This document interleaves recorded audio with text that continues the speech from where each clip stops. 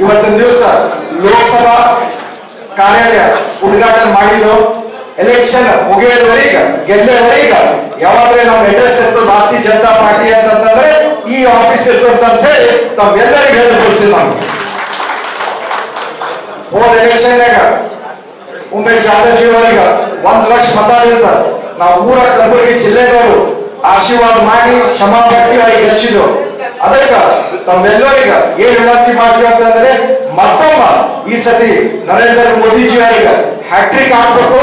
ಮತ್ತೊಮ್ಮ 400 ಪಾರ್ ಅಂಡ್ ಭಾರತೀಯ ಜನತಾ ಪಾರ್ಟಿ 370 ಪಾರ್ ಮಾಡಿ ಇಲ್ಲಿಂದ ಲೋಕಸಭಾ ಸದಸ್ಯರಿಗೆ 2 ಲಕ್ಷ ಮತ ಗೆಲ್ಲಿಸ್ಬೇಕಂತ ಹೇಳಿ ನಾವೆಲ್ಲರೂ ನಿರ್ಣಯ ಮಾಡಬೇಕು. ಮೊನ್ನೆ ಕಾರ್ಯಕಾರಿಣಿ ಆದಾಗ ನಮ್ಮ ರಾಷ್ಟ್ರೀಯ ಕಾರ್ಯಕಾರಿಣಿ ಆದಾಗ ನರೇಂದ್ರ ಮೋದಿಜಿ ಅವರು ಹೇಳಿದ್ರು ನಮ್ಮೆಲ್ಲ ಕಾರ್ಯಕರ್ತಾಗ 80 ದಿವಸ ಉಳಿದ ಎಲೆಕ್ಷನ್ ಈಗ ತಾವೆಲ್ಲರೂ 15 ತಾಸು ಕೆಲಸ ಮಾಡಿದ್ರಂತಂದ್ರೆ ಮುಂದಿನ ಅವಧಿನಾಗ ನಾ ಪ್ರಧಾನಮಂತ್ರಿ ಆಗಿ 14 ತಾಸು ದಿವಸ ದೇಶ ಸಲಕ ರಾಷ್ಟ್ರ ಸಲಕ ಭಾರತ ಸಲಕ ದುಡಿತೀನಿ ಅಂತ ಹೇಳಿದಾರ. ಅದಕ್ಕೆ ತಮ್ಮೆಲ್ಲರಿಗೆ ಕಳಕಳಿ ವಿನಂತಿ ಮಾಡ್ತೀನಿ. ಇವತ್ತಿನಿಂದ ನಾವೆಲ್ಲರೂ ನಮ್ಮ ಮನಿ ಮಾರ ನಮ್ಮ ಪೋಷಣೆ ಕೆಲಸ ಬಿಟ್ಟು ನಾವೆಲ್ಲರೂ ಪಾರ್ಟಿ ಬಲಪಡಿಸಲ ಕೆಲಸ ಮಾಡಬೇಕು. ನಮಗ ಖುಷಿ ಮತ್ತು ಸ್ವಾಗತ ಮಾತು ಏನಂತಂದ್ರೆ ಯಾದಗಿರ ಕರ್ನಾಟಕ ಹುಲಿಯಾದ ರಾಜುಗೌಡರು ನಮ್ಮ ಲೋಕಸಭಾ ಇನ್ಚಾರ್ಜ್ ಆಗಿದ್ದ ಸಲಕ ನಮ್ಮೆಲ್ಲರಿಗೆ ಮತ್ತಿಟ್ಟು ಧೈರ್ಯ ಶಕ್ತಿ ಬಂದದ. ಎಲ್ಲ ತನ ಧನ ಮನದಿಂದ ನಮ್ಗೆ ಕಲಬುರಗಿಗ ರಾಜುಗೌಡರು ನೋಡ್ಕೊತಾರ ಅಂತ ಹೇಳಿ ನನಗೆ ಮಾತು ಮುಗಿಸ್ತೀನಿ. ಜೈ ಹಿಂದ್ ಜೈ ಕರ್ನಾಟಕ.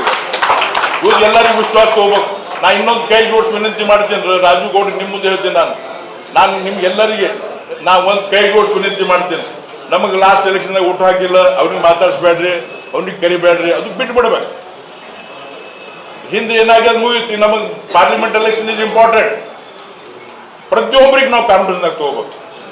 ಕೆಲವು ಕನ್ಫ್ಯೂಷನ್ನಾಗ ಮಾಡಿರ್ತಿರ್ತಾರ, ಉದ್ದೇಶಪೂರ್ವವಾಗಿ ಜಗಳ ಆಡೋ ಕೆಲಸ ಮಾಡ್ತಾರ, ನಮ್ಮೊಳಗೆ ಜಗಳ ಆಡೋ ಕೆಲಸ ಮಾಡ್ತಾರ, ಡಿವೈಡ್ ಅಂಡ್ ರೂಲ್ ಪಾಲಿಸಿ ಮಾಡೋಕೆ ಪ್ರಯತ್ನ ಮಾಡ್ತಾರ. ನಾವು ಎಲ್ಲರಿಗೆ ಯಾರ್ಯಾರು ಅವ್ರಿಗೆ ಕನ್ವಿನ್ಸ್ ಮಾಡಿ ನಮ್ಮ ಲಕ್ಷ್ಯ ಏನಿದೆ ಈ ಸಲ ನಾವು ಗುಲ್ಬರ್ಗಾ ಸೀಟ್ ಗೆದ್ದೋದು ಬಹಳ ಇಂಪಾರ್ಟೆಂಟ್ ಅದ. Because this is active centre for the opposition. ಅವರು ಸುಮ್ಮನೆ ಬಿಡಲ್ಲ, ಅವರು ಕೂಡ ಎಲ್ಲ ಪ್ರಯತ್ನ ಮಾಡ್ತಾರ, ಎಲ್ಲಾ ರೀತಿಯಿಂದ ಡಿಮಾರಲೈಸ್ ಮಾಡೋದು ನೋಡ್ತಾರ, ಎಲ್ಲಾ ರೀತಿಯಿಂದ ನಮಗ ಡಿಮಾರಲೈಸ್ ಮಾಡಿ ನಮಗ್ ಡೌನ್ ಮಾಡೋ ಪ್ರಯತ್ನ ಮಾಡ್ತಾರ. ಆದ್ರೆ ನಮಗ್ ಖಂಡಿತ ಕಾನ್ಫಿಡೆನ್ಸ್ ಇದೆ ಈ ಸಲ ಬಹಳ ಒಳ್ಳೆಯ ರೀತಿಯಿಂದ ಎಲೆಕ್ಷನ್ ಆಗ್ತದೆ. ಇಡೀ ಭಾರತ ದೇಶದಾಗ 400ಕ್ಕಿಂತ ಸೀಟ್ ನಾವು ಜಾಸ್ತಿ ಗೆಲ್ಲಿತೀವಿ. ಮತ್ತು ನಾವು ಫ್ರೆಜೈಲ್ 5 ಅಲ್ಲಿದ್ದೀವಿ. ನಾವು ಡೆಲಿಕೇಟ್ 5. ನಮ್ಮ ಆರ್ಥಿಕ ಪರಿಸ್ಥಿತಿ ಲಾಸ್ಟ್ 5ರದಾಗಿತ್ತು. ಇವತ್ತು ನಮ್ಮ ನರೇಂದ್ರ ಮೋದಿಜಿ ಬಂದ ಮೇಲೆ ಇವತ್ತು we are on the top. We are fifth economically strong country. ನಾವು 100% ಮೂರಕ್ಕೆ ಹೋಗ್ತೀವಿ. ನಾವು ಡೌಟೇ ಇಲ್ಲ.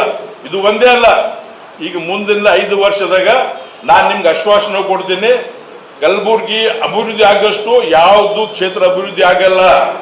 ಎಲ್ಲ ರೀತಿಯಿಂದ ಇಲ್ಲಿ ಎಂಪ್ಲಾಯ್ಮೆಂಟ್ ಜನರೇಷನ್ ಆಕ್ಟಿವಿಟಿ ಎಲ್ಲ ರೀತಿಯಿಂದ ಕೆಲಸ ಆಗುತ್ತದೆ. ಅದಕ್ಕೆ ನಿಮಗೆ ಕೈ ಜೋಡಿಸಿ ವಿನಂತಿ ಮಾಡ್ತೀನಿ.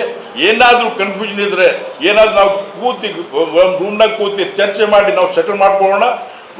ಒಂದಾಗಿ ಎಲ್ಲ ಸಮುದಾಯದವ್ರಿಗೆ ಒಂದಾಗಿ ಕೆಲಸ ಮಾಡೋಣ. ಬಹಳ ಒಳ್ಳೆ. ಕೇವಲ 40 ದಿವಸ ನಮ್ಗೇನಿಲ್ಲ, ಹಗಲ ರಾತ್ರಿ ನಿಮ್ಗೆ ಟೈಮ್ ಕೊಡಬೇಕು. ನಿಮ್ಮ ಮನಸ್ಸಿಂದ ನಮಗೆ ಟೈಮ್ ಕೊಡಬೇಕು. ಟೈಮ್ ಕೊಟ್ಟರೆ ಸಾಕು.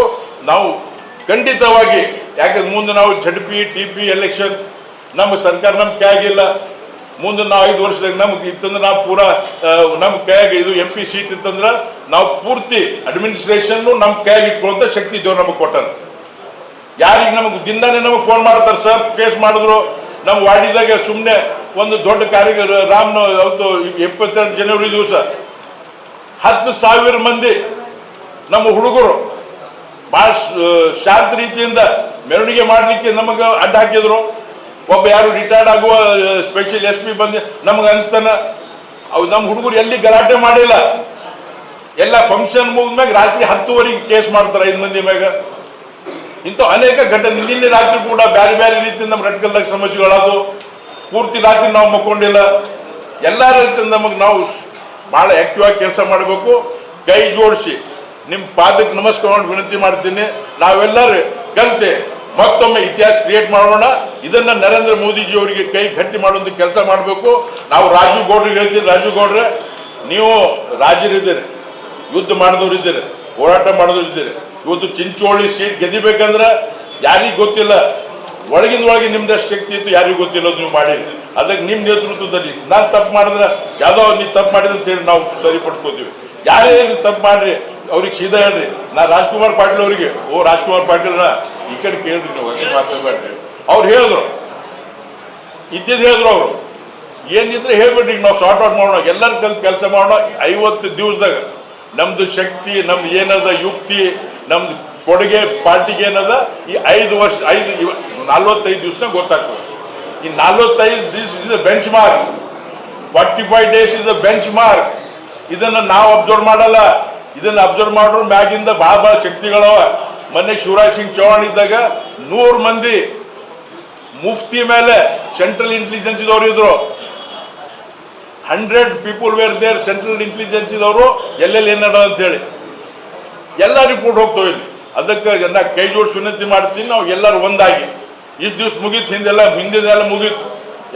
ಎಲ್ಲರೂ ಇನ್ನು ಮ್ಯಾಗ ನಮ್ದು ಎಷ್ಟೇ ಇದು ನಾವು ಒಂದಾಗಿ ಕೆಲಸ ಮಾಡೋದು ವಿನಂತಿ ಮಾಡಿ, ನಾವು ಕೂಡ 24x7 ಬೇಕಾದಾಗ ಕರೀರಿ, ಯಾರು ಎಲ್ಲಿ ಯಾವ ಬೂತ್ನಾಗ ಯಾರು ಹಂಚಬಾರ್ದು. ನಮ್ಮಲ್ಲೂ ಭಾಳ ಶಕ್ತಿ ಅದ, ನಾವು ಯಾರಿಗೆ ಅನ್ಸ್ಲಿಕ್ಕೆ ಹೋಗಲ್ಲ. ಯಾರು ಅನ್ಸ್ಲಿಕ್ಕೆ ಬಂದವ್ರಿಗೆ ಅನ್ಸ್ತೀವಿ ನಾವು ಅಷ್ಟೇ. ನಮ್ಮ ಮ್ಯಾಲೆ ಬಿದ್ದವ್ರಿಗೆ ನಾವು ಜಗಳ ಆಡ್ತೀವಿ. ಅದಕ್ಕೆ ಎಲ್ಲ ರೀತಿಯಿಂದ ನಾವು ಯಾವ ರೀತಿಯಲ್ಲಿ ನಾವು ವೀಕ್ ಇಲ್ಲ, ಎಲ್ಲ ರೀತಿಯಲ್ಲಿ ಸ್ಟ್ರಾಂಗ್ ಆಗಿದ್ದೀವಿ. ಅದಕ್ಕೆ ಎಲ್ಲರಿಗೂ ವಿನಂತಿ ಮಾಡ್ತೇವೆ, ನಾವು ಈ ಸಲ ಭಾಳ ಒಗ್ಗಟ್ಟಿಂದ ಕೆಲಸ ಮಾಡಬೇಕು ಅಂತ ವಿನಂತಿ ಮಾಡಿ ಎಲ್ಲರಿಗೆ ಮತ್ತೊಮ್ಮೆ ಧನ್ಯವಾದ ಹೇಳಿ ನಾನು 2 ಮಾತು ಮುಗ್ತೀನಿ. ಜೈ ಶ್ರೀರಾಮ್, ಜೈ ಮೋದಿ, ಜೈ ಜೈ. ಕೊಟ್ಟಿದೆ ಅದು ನಾನು ಇಷ್ಟೇ ಅಂತ ಮಾಡೋದು. ಬೇರೆ ಟೈಮ್ ನಾನು ತಮಾಷೆ ಮಾಡ್ಕೊಂತಿರ್ತೀನಿ, ಭಾಳ ಏನೋ ಇರ್ತೀನಿ. ಆದ್ರೆ ಪಕ್ಷ ನನಗೆ ಕೆಲಸ ವಹಿಸಿದಂತ ಸಂದರ್ಭದಲ್ಲಿ ಅದನ್ನ ಚಾಚು ತಪ್ಪದೆ ಮಾಡಂತ ಕೆಲಸ ನಾನು ಮಾಡ್ತೇನೆ. ಮತ್ತು ನಿಮಗೆ ಒಂದು ಮಾತು ಮಾತ್ರ ಇಷ್ಟು ಹೇಳ್ತೇನೆ, ಯಾರ ಅಂಜಿಕೆಗಾಗಲಿ ಯಾರು ಒಂದು ರೌಡಿಜಾಮ್ಗಾಗಲಿ ಅಂಜಂತ ಅವಶ್ಯಕತೆನೇ ನಮಗಿಲ್ಲ. ಇಡೀ ಮೋದಿ ಸಾಹೇಬ್ ಹೆಸರು ಮೇಲೆ ಬೇರೆ ದೇಶಗಳೇ ನಡಗಂತ ಸಂದರ್ಭದಲ್ಲಿ ಕೆಲವೊಂದು ಸಾಮಾನ್ಯ ವ್ಯಕ್ತಿಗಳಿಗೆ ಅಂಜ ಅವಶ್ಯಕತೆ ಇಲ್ಲ. ಮತ್ತೆ ನಮ್ಮ ಕಾರ್ಯಕರ್ತರ ಹತ್ರ ನಾನು ರಿಕ್ವೆಸ್ಟ್ ಮಾಡ್ಕೊಳ್ಳೋದಿಷ್ಟೇ, ಆಗಿರ್ತಾವ 5 ವರ್ಷ ನಾವು ಅಧಿಕಾರದಾಗ ನಮ್ಮ ಉಮೇಶ್ ಯಾದವ್ ನಾವೆಲ್ಲರೂ ಇದೀವಿ ಅಂತಂದ್ರೆ ನಮ್ಮಿಂದ ನಾವು ಎಲ್ಲಾನು ಕರೆಕ್ಟ್ ಮಾಡಿರಂಗಿಲ್ಲ. ಎಲ್ಲೋ ಒಂದು ಸಂದರ್ಭದಲ್ಲಿ ಕಾರ್ಯಕರ್ತರು ಫೋನ್ ಎತ್ತಿರಂಗಿಲ್ಲ, ಎಲ್ಲೋ ಒಂದು ಸಂದರ್ಭದಲ್ಲಿ ಕಾರ್ಯಕರ್ತರಿಗೆ ಭೇಟಿ ಆಗೋದಾಗಿರಂಗಿಲ್ಲ. ಯಾಕಂದ್ರೆ ಒಬ್ಬ MLA ಅಂದ್ರೆ ಒಂದು ಕ್ಷೇತ್ರಕ್ಕೆ MLA ಇರ್ತೀವಿ, ಒಬ್ಬ MP ಅಂದ್ರೆ 8 ಕ್ಷೇತ್ರಕ್ಕೆ ಇರ್ತೀವಿ. ಬಹಳ ದೊಡ್ಡ ಒಂದು ವ್ಯಾಪ್ತಿ ಇರ್ತದೆ. ಅವು ಏನೇ ಇದ್ರು ಎಲ್ಲವನ್ನು ಮರ್ತು ಆಗಿರ್ತಾವ. ವೈಯಕ್ತಿಕವಾಗಿ ಹೆತ್ತ ತಂದೆ ತಾಯಿಗಳಿಗೆ ಮಕ್ಕಳಿಗೆ ಸರಿಯಾಗಿ ನೋಡ್ಕೊಂಡ್ ಆಗಿರಂಗಿಲ್ಲ, ಇನ್ನು ಬೇರೆಯವರಿಗೇನು. ಆದ್ರೆ ಅವೆಲ್ಲವನ್ನು ನಾವು